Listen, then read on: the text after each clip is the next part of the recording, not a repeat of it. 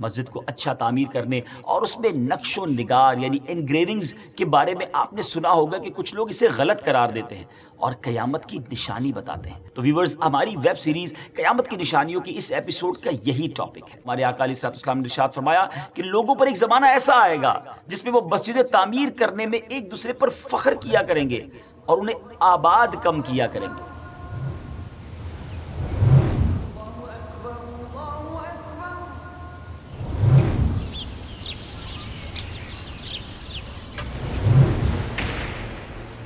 السلام علیکم ورحمۃ اللہ وبرکاتہ۔ قیامت کی نشانیاں ویب سیریز لے کر ایک بار پھر حاضر ہے۔ ایک اور قیامت کی نشانی کے بارے میں بات ہوگی۔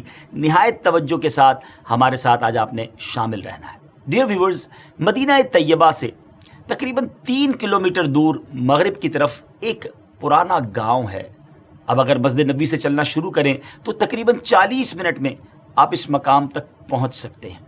یہ وہی مقدس جگہ ہے جہاں ہجرت کے وقت نبی پاک علیہ الصلوۃ والسلام جب مدینہ منورہ میں تشریف لائے تو اسی گاؤں میں پہلے قیام فرمایا۔ اسی جگہ پر نبی پاک کا پہلا پڑاؤ تھا اور اس جگہ کو قباء کہتے ہیں۔ جی ہاں، یہ وہی جگہ ہے جہاں مسجد قباء قائم ہے، جس کا نام اسی گاؤں کے نام پر رکھا گیا تھا۔ میرے آقا علیہ الصلوۃ والسلام نے اسی مقام قباء میں 10 راتوں سے زیادہ قیام فرمایا اور اپنے قیام کے دوران سرور کائنات صلی اللہ تعالیٰ علیہ وسلم نے اپنے ہاتھوں سے مسجد قباء کی تعمیر فرمائی۔ اس مسجد کی تعمیر میں صحابہ کرام علیہم الرضوان بھی نبی پاک کے ہمراہ بنفس نفیس انہوں نے شرکت کی۔ سبحان اللہ، کیا منظر ہوگا جب صحابہ کرام پتھر اٹھا کر اور سامان اٹھا کر نبی پاک کو دیتے اور پیارے آقا اپنے ہاتھوں سے ان دیواروں میں نصب فرما رہے ہوں گے۔ کتنی مبارک وہ مسجد ہے۔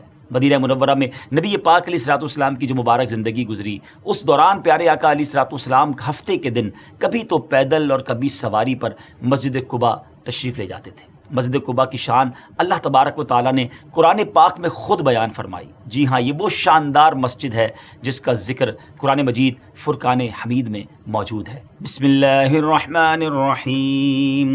لمسجد اسس على التقوى من اول يوم احق ان تقوم فيه رجال يحبون ان يتطهروا والله يحب المطهرين۔ اس آیت کا ترجمہ یہ ہے، یعنی بے شک وہ مسجد کے پہلے ہی دن سے جس کی بنیاد پرہیزگاری پر رکھی گئی ہے، وہ اس قابل ہے کہ تم اس پہ کھڑے ہو۔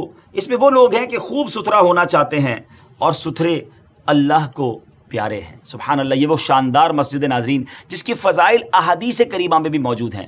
نبی پاک علیہ الصلوۃ والسلام نے ارشاد فرمایا، جو اپنے گھر سے وضو کر کے مسجد قباء میں آئے پھر اس مسجد میں نماز پڑھے، اسے ایک عمرے کا ثواب دیا جائے گا۔ سبحان اللہ، سبحان اللہ۔ اللہ کریم سے ہم دعا کرتے ہیں کہ ہمیں بھی بار بار مدینہ منورہ کی حاضری عطا فرمائے اور مسجد قباء میں ہمیں نوافل پڑھنا نصیب فرمائے۔ ڈیئر ویورز، مسجد قباء کو یہ فضیلت بھی حاصل ہے کہ یہ اسلام میں تعمیر ہونے والی پہلی ایسی مسجد ہے جس میں حسن اخلاق کے پیکر محبوب رب اکبر نے علل اعلان صحابہ کرام علیہم الرضوان کے ساتھ نماز ادا فرمائی۔ مزید یہ کہ یہ وہ پہلی مسجد ہے جو عام مسلمانوں کے لیے تعمیر کی گئی۔ اگرچہ اس سے پہلے بھی اسلام میں کئی مساجد بنائی گئی تھی لیکن وہ عام مسلمانوں کے لیے وقف نہ تھی، جیسے سیدنا ابو بکر صدیق رضی اللہ تعالیٰ عنہ کی مسجد جو آپ نے مکہ مکرمہ میں اپنے گھر کے صحن میں تیار کی تھی۔ It doesn't need any explanation۔ اس بات پر کوئی وضاحت کی ضرورت نہیں ہے کہ اسلام کی سب سے پہلی یہ مسجد کیسی شان والی ہے جسے نبی پاک علیہ الصلوۃ والسلام نے اپنے صحابہ کرام کے ساتھ مل کر تعمیر فرمایا۔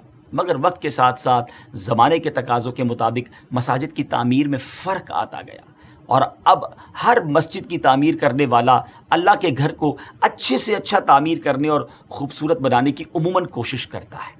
مسجد کو اچھا تعمیر کرنے اور اس میں نقش و نگار یعنی انگریونگز کے بارے میں آپ نے سنا ہوگا کہ کچھ لوگ اسے غلط قرار دیتے ہیں اور قیامت کی نشانی بتاتے ہیں اور اس بارے میں کچھ احادیث بھی سناتے ہیں۔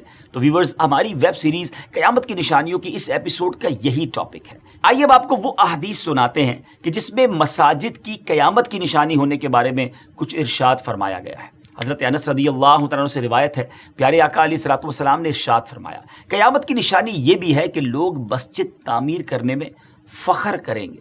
اس کا مطلب کیا ہوا؟ اس کا مطلب یہ کہ اللہ تعالیٰ کی رضا حاصل کرنے کے لیے اخلاص کے ساتھ نہیں بلکہ شہرت، ریاکاری، بڑائی، سپیریورٹی کی نیت سے مسجدیں تعمیر کریں گے. یعنی جب قیامت قریب آئے گی تو مسلمان ایک دوسرے سے بڑھ چڑھ کر بڑی بڑی شاندار مسجدیں بنائیں گے اور پھر ان مساجد پر ایک دوسرے کے مقابلے میں فخر ظاہر کریں گے اور کہیں گے کہ میری مسجد تمہاری مسجد سے زیادہ اونچی ہے، زیادہ شاندار ہے. میرے باپ دادا کی بنائی ہوئی مسجد تمہارے باپ دادا کی بنائی ہوئی مسجد سے زیادہ اچھی اور خوبصورت ہے. میرے گاؤں کی مسجد تمہارے گاؤں کی مسجد سے زیادہ لمبی اور چوڑی ہے. ڈیئر ویورز، ایک اور حدیث پاک میں آیا کہ نبی پاک علیہ الصلوۃ والسلام نے ارشاد فرمایا قیامت قائم نہ ہوگی یہاں تک کہ لوگ جب مسجد تعمیر کرنے کے معاملے میں فخر کرنے لگ جائیں گے. اور جگہ ہمارے آقا علیہ الصلوۃ والسلام نے ارشاد فرمایا کہ لوگوں پر ایک زمانہ ایسا آئے گا جس میں وہ مسجدیں تعمیر کرنے میں ایک دوسرے پر فخر کیا کریں گے اور انہیں آباد کم کیا کریں گے. ڈیئر ویورز، اس بات میں تو کوئی شک نہیں کہ اس طرح کی احادیث مبارکہ واقعی کتب احادیث میں موجود ہیں، مگر اس کا مطلب یہ نہیں ہے کہ اچھی تعمیرات کرنا ہی منع ہو جائے گا، بلکہ اللہ پاک کے گھر مسجد کو کوئی اچھی نیت کے ساتھ اچھے سے اچھا بنائے گا تو اس کے ثواب اس کو اتنا ہی زیادہ ملے گا. اب بات ہے نیت کی. اس نیت سے اونچی اور پختہ اور شاندار بنانا کہ اسلام کا نشان ہے اور اس سے کفار کی نظروں میں اسلام کی عظمت اور ہیبت پیدا ہوگی، اللہ پاک اور اس کے رسول علیہ الصلوۃ والسلام اس سے خوش ہوں گے، یہ بہت بڑے ثواب کا کام ہے. مروی ہے کہ حضرت سلیمان بن داؤد علیہ الصلوۃ والسلام نے مسجد بیت المقدس کی تعمیر اور اس کی خوبصورتی پر پورا زور لگایا، یہاں تک کہ مسجد کے گنبد کی چوٹی پر چراغ نما ایک بلب لگایا، اس کی میلوں دور تک روشنی نظر آتی تھی، یہاں تک کہ 12 میل تک چرخہ کاٹنے والی عورتیں اس کی روشنی میں اپنا چرخہ کاٹتی تھیں. بدبخت بخت نصر نے بیت المقدس کو ویران و برباد کیا تو نہ صرف چراغ نما جو بڑا بلب تھا مسجد شریف سے تمام سونا چاندی اور تمام جواہر و لال اپنے شہر بابل لے گیا. اس سامان کو 1,70,000 اونٹوں پر لادا گیا تھا. کتنا سامان ہوگا بیت المقدس میں جس کو لے جانے کے لیے کم و بیش 1,00,000 کے قریب اونٹ استعمال کیے گئے، 1,100,000 کیملز جس کو لے کر جا رہے ہیں. امام عبداللہ بن احمد نصفی رحمۃ اللہ تعالی فرماتے ہیں بعض مفسرین کا قول یہ ہے کہ جو مسجد فخر و ریا اور نمود و نمائش یعنی شو آف کے لیے یا رضائے الہی کے بجائے کسی اور نیت سے کی جائے یا معاذ اللہ حرام مال سے بنائی گئی ہو، وہ بھی مسجد درار کی طرح ہے. یعنی وہ مسجد ہے جس کو نبی پاک نے ڈھا دینے کا حکم دیا تھا. آج بھی ایسے لوگ موجود ہیں جنہیں عالی شان مسجد تعمیر کرنے پر اور زیادہ مساجد بنانے پر ایک دوسرے سے فخر کا اظہار کرتے ہوئے دیکھا گیا ہے. ان کے دلوں کا حال تو اللہ ہی جانتا ہے، خود انہیں اپنے دلوں کا حال اچھی طرح معلوم ہونا چاہیے. اگر انہوں نے اللہ تعالیٰ کی رضا حاصل کرنے اور اس کی عبادت کرنے میں مسلمانوں کو سہولت پہنچانے کی نیت سے عالی شان سپلینڈڈ بیوٹیفل خوبصورت مسجد بنائی ہے تو ان کا یہ عمل لائق تحسین ہے اور اجر و ثواب کا انشاءاللہ باعث ہوگا. اور اگر ان کی نیت یہ نہیں ہے بلکہ خوبصورت مساجد سے بھی معاذ اللہ ریاکاری، شو آف، پراؤڈ، فخر، بڑائی کا اظہار مقصود تھا اور زبان سے لوگوں کے سامنے یہ کہتے ہیں کہ ہم نے اللہ کی رضا کے لیے کیا ہے، تو انہیں چاہیے کہ جو حدیثیں سنی ابھی ہم نے ان سے وہ نصیحت حاصل کرنے کی کوشش کریں، اپنی نیت کی اصلاح کریں. لیکن یاد رہے ویورز، کسی کے دل کا حال ہم نہیں جانتے. ہمارے پاس کوئی ایسا پیرامیٹر نہیں ہے کہ ہم کسی کو دیکھ کر یہ کہہ سکیں کہ یہ بڑائی کے لیے، فخر کے لیے، شو آف کے لیے عمل کر رہا ہے. اپنے بارے میں تو ہمیں ضرور چیک کرنا چاہیے، کسی پر فتویٰ نہیں لگانا چاہیے. یاد رہے کہ کسی کے دل کا حال اللہ تعالیٰ بہتر جانتا ہے اور ہمارے پاس تو کوئی ایسا ذریعہ نہیں ہے کہ ہم کسی کے دل کا حال معلوم کر سکیں. اس لیے بدگمانی سے ہمیں بچنا چاہیے. الزام لگانے کی شرعاً کسی کو اجازت نہیں ہے کہ اس نے جناب فخر و ریاکاری کے لیے مسجد تعمیر کی تھی. اس حوالے سے ایک روایت ایک اور سناتا ہوں. امیر المومنین حضرت سیدنا عمر رضی اللہ عنہ سے بھی روایت ہے کہ آپ فرماتے ہیں کہ پیارے آقا علیہ الصلوۃ والسلام نے ارشاد فرمایا لوگوں کا سب سے برا عمل یہ ہے کہ وہ اپنی مسجدوں میں سونے کا پانی پھیرنے لگیں تو یہ اس وقت ہے جب محض تفاخر کے طور پر بغیر کسی فائدے کے مسجد میں نقش و نگار کیا جائے. البتہ بطور تعظیم مسجد کو خوبصورت بنانا نہ صرف جائز ہے بلکہ ثواب حاصل کرنے کا ایک بہترین طریقہ بھی ہے، کیونکہ مساجد اللہ پاک کی نشانیوں میں سے ایک نشانی ہے، دین کی علامت اور اسلام کا قلعہ ہے.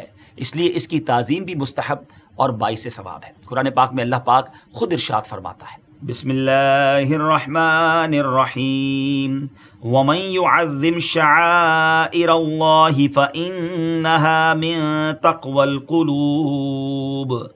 ترجمہ یعنی جو اللہ کی نشانیوں کی تعظیم کرے تو وہ دلوں کی پرہیزگاری سے ہے. سبحان اللہ, یہ دلوں کی پرہیزگاری فرمائی اللہ کی نشانیوں کی رسپیکٹ تعظیم کرنے والوں کے لیے. آگے اللہ فرماتا ہے ایک اور جگہ قرآن پاک میں, وَمَن يُعَظِّمْ حُرُمَاتِ اللَّهِ فَهُوَ خَيْرٌ لَهُ عِندَ رَبِّهِ, یعنی جو آداب کی چیزوں کی تعظیم کرے تو اس کے لیے اس کے رب کے یہاں بہتری ہے. سبحان اللہ سبحان اللہ. تو ڈیئر ویورز, ہمیں پتہ چلا کہ قرآن بھی اللہ کی نشانیوں کا ادب کرنے تعظیم کرنے والوں کو گویا انعام عطا فرما رہا ہے, اجر کا اعلان کر رہا ہے. سبحان اللہ. اس ساری گفتگو کا خلاصہ سمری یہ ہے کہ مسجدوں میں تزئین و آرائش ڈیکوریشن اگر اچھی نیت سے کی جائے تو جائز ہے, مستحب ہے, ثواب کا باعث ہوگی, اور اگر نیت خدا نہ خواستہ خراب ہوگی تو گناہ ملے گا. لیکن یہ وقت کا تقاضا یہ ہے کہ اچھی نیتوں کے ساتھ مسجدیں بھی اچھی اور عمدہ بنائی جائیں, ان میں ایسے نقش و نگار کیے جائیں جو نمازی کو نماز کے دوران الجھن میں نہ ڈالے, اتنا زیادہ بھی نہ ہو کہ بندہ نماز پہ کم توجہ دے, ان چیزوں میں کھو جائے. اور اس بات کی دلیل علامہ بیضاوی کی اس بات سے بھی ملتی ہے کہ آپ فرماتے ہیں مسجد کا پختہ فرش اور نقش و نگار اور زینت امور مسجد کی آباد کاری میں شامل ہیں کہ مسجد نبوی میں فرش سب سے پہلے جناب سیدنا عمر بن خطاب رضی اللہ تعالیٰ عنہ نے بچھایا, اور اس سے پہلے نبی پاک علیہ الصلوۃ والسلام کے زمانہ اقدس میں مسجد نبوی میں پتھر بچھے ہوئے تھے. اور پتھر بچھانے کا کام اس طرح شروع ہوا کہ ایک رات بارش کی وجہ سے مسجد نبوی شریف کی زمین گیلی ہو گئی. پھر جو شخص مسجد میں آتا اپنے ساتھ جھولی میں پتھر لاتا اور نیچے بچھا کر اس پر نماز پڑھتا تھا تاکہ کیچڑ سے بچے. نبی پاک علیہ الصلوۃ والسلام نماز سے فارغ ہوئے تو فرمایا یہ کیا عمدہ بچھانا ہے, اور حکم دیا کہ تمام مسجد میں پتھر بچھائے جائیں. یاد رہے کہ اس سے پہلے پتھر نہیں بچھائے گئے تھے. پھر حضرت عمر رضی اللہ تعالیٰ عنہ نے مسجد نبوی میں پہلی بار پکا فرش بنا دیا. لیکن سب چیزوں کے ساتھ ساتھ یہ بھی بات دھیان میں رکھنی ہے کہ مسجدیں بنانے سے زیادہ اہم مسجدیں بھرنا ہے. کہیں ایسا نہ ہو کہ مسجد تو بہت عمدہ بن جائے, خوبصورت بن جائے, مگر نماز کے وقت بھی خالی خالی محسوس ہو. شاعر مشرق کہتے ہیں نا, مسجد تو بنا لی شب بھر میں ایمان کی حرارت والوں نے, من اپنا پرانا پاپی ہے برسوں میں نمازی بن نہ سکا. تو اللہ کرے ہم مسجدیں بھی بنائیں اچھی نیتوں کے ساتھ اور پھر اس کی آباد کاری بھی کریں. نمازی بھی تو ہونے چاہیے نا. سبحان اللہ. ایک رسپانسبل مسلمان ہونے کا مظاہرہ کیجیے اور نماز با جماعت مسجد میں پڑھنے کی عادت بنائیں. پیارے آقا علیہ الصلوۃ والسلام نے فرمایا مرد کا جماعت کے ساتھ نماز ادا کرنا اس کے اپنے گھر اور بازار میں نماز ادا کرنے سے 25 درجے افضل ہے. اور اس کی وجہ یہ ہے کہ جب وہ اچھے طریقے سے وضو کرتا ہے پھر مسجد کی طرف نکلتا ہے اور اس کی نیت صرف نماز کی ہوتی ہے تو اس کے ہر قدم پر اللہ تعالیٰ اس کا ایک ایک درجہ بلند فرماتا ہے اور اس کی ایک خطا کو معاف فرما دیتا ہے. جب وہ نماز پڑھ لیتا ہے تو جب تک اپنی جگہ پر بیٹھا رہتا ہے فرشتے اس کے لیے دعائے مغفرت کرتے رہتے ہیں اور کہتے ہیں اے اللہ عز و جل اس کی مغفرت فرما, اے اللہ عز و جل اس پر رحم فرما. اور جب تک ہم میں سے کوئی نماز کے انتظار میں ہوتا ہے نماز ہی میں ہوتا ہے. ایک اور روایت میں ہے کہ جب تک وہ کسی کو ایذا نہ پہنچائے یا کوئی بات نہ کرے تو فرشتے عرض کرتے رہتے ہیں اے اللہ عز و جل تو اس کی مغفرت فرما, اے اللہ عز و جل اس کی توبہ قبول فرما. ناظرین, اللہ پاک سے دعا ہے کہ ہمیں مساجد سے محبت نصیب فرمائے اور ہر نماز با جماعت مسجد میں پہلی صف میں ادا کرنے کی توفیق عطا فرمائے. یہاں میں ایک اور بات بھی عرض کرتا چلوں. علماء کہتے ہیں جب کسی کا ایمان چیک کرنا ہو, کسی کے ایمان کی طاقت کو چیک کرنا چاہتے ہو تو یہ دیکھو کہ اس کا تعلق مسجد سے کیسا ہے, مسجد میں کتنا جاتا ہے. دوسرا فرمایا, بڑی پیاری بات لکھی کتابوں میں کہ مومن کی مثال ایسی ہے جب وہ مسجد میں ہوتا ہے نا جیسے فش ان دا واٹر. مچھلی پانی میں ہوتی ہے تو کتنی پرسکون ہوتی ہے, ریلیکس ہوتی ہے. اپنے بارے میں ذرا چیک کیجئے نا, ہم جب مسجد میں جاتے ہیں ہم اپنے آپ کو ایسا فیل کرتے ہیں کہ فش ان دا واٹر.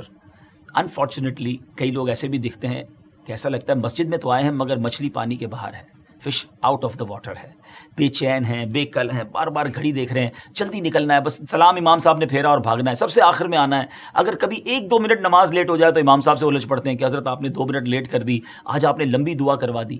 ذرا سوچئے نا اللہ کے گھر میں اتنی بے چینی کیوں ہے؟ اگر 2-4 منٹ زیادہ بیٹھنے کو مل گیا ہے تھوڑی سی دیر بیٹھا کرے نا. دنیا میں کوئی بہت بڑا آدمی ہمیں اپنے گھر بلائے اور زیادہ دیر بٹھائے تو اچھا لگتا ہے نا کہ یار بلایا بھی اور گھر میں بہت ٹائم دیا مجھے. اللہ کے گھر میں ٹائم نہیں گزارنا. چیک کیجیے اپنے دل کو. جس کا دل مسجد میں نہیں لگتا نا, جس کو بے چینی شروع ہو جاتی ہے مسجد میں جا کر, please try to check your heart. کہیں دل میں ایسی پرابلم تو نہیں ہو گئی کہ میں اللہ کے گھر میں جا کر ہی بے چین ہو جاتا ہوں. اللہ مجھے اور آپ کو مسجدوں سے پیار عطا فرمائے. ایک اور آخری بات، جو لوگ کہتے ہیں نا میں نماز پڑھنے مسجد میں نہیں جاتا، یاد رکھیے جناب، آپ نہیں جاتے، آپ کو بلایا نہیں جاتا۔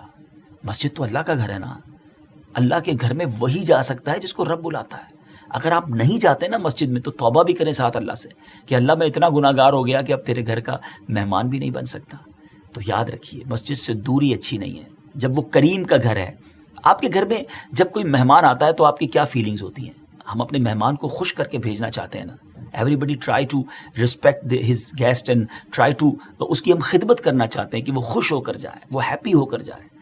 جب اللہ کے گھر میں جائیں گے تو اللہ خوش کر کے نہیں بھیجے گا، ہماری جھولیاں بھر کے نہیں بھیجے گا۔